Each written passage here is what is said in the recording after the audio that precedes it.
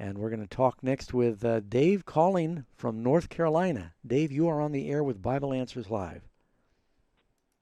Hello, Pastor Doug. Hi. How are you, sir? I'm doing great. And how are you doing?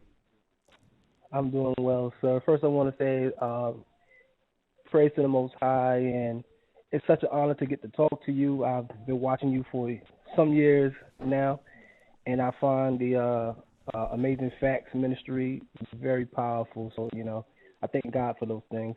Well, thank you. That's very kind. How can we help you tonight with a question?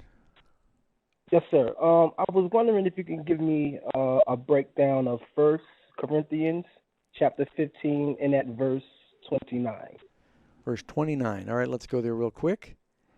And it says here, otherwise, what will they do who are baptized for the dead? If the dead do not rise at all, why then are they baptized for the dead?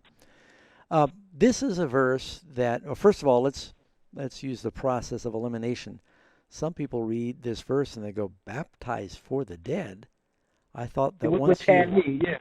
yeah, I thought once you die, the Bible says it's appointed to man once to die. After that, the judgment. And, everything else in the Bible says that when you die, your destiny, your works, good or bad, are sealed, and you'll be judged based on that. And the idea that someone could live a wicked life and someone else said, well, I'll get baptized for them. No, every person is accountable for their own soul. The only time there can be substitution for your soul is the sacrifice of Jesus. So that must happen while you're alive. After a person dies, their destiny is fixed. So what does this mean? This is an example in the Bible where translators struggled with punctuation. The original Greek had no punctuation. And when you properly place the punctuation, this verse makes sense. Now, let me tell you, the whole context that you can look in 1 Corinthians 15, Paul's talking about the resurrection. He's laboring with the Corinthians who are struggling with whether the resurrection already happened or will it ever happen.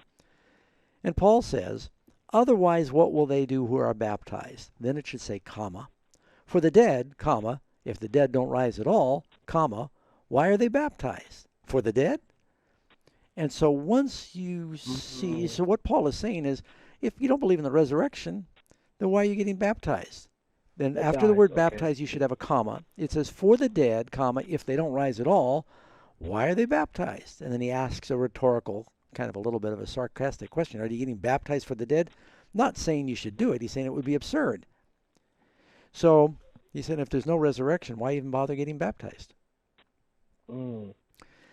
So, yeah, Paul is not recommending that people get baptized for the dead. There is at least one denomination that does that, and it's kind of dangerous for a person to think, well, I'm not going to give my heart to Jesus now. I'll have my kids or my grandkids do it. I'm just going to live for the devil.